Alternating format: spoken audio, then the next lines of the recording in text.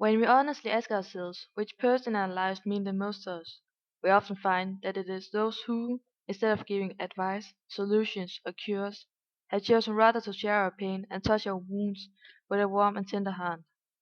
The friend who can be silent with us in a moment of despair or confusion, who can stay with us in an hour of grief and bereavement, who can tolerate not knowing, not curing, not healing, and face with us the reality of our powerlessness. That is a friend who cares.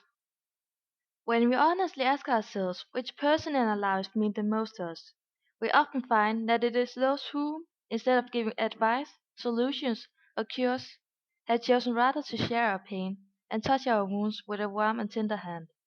The friend who can be silent with us in a moment of despair or confusion, who can stay with us in an hour of grief and bereavement, who can tolerate not knowing, not curing, not healing, and face with us the reality of our powerlessness. That is a friend who cares. I can't believe he bought the lie! Such a sentimental fool! I can't believe he bought the lie. Such a sentimental fool.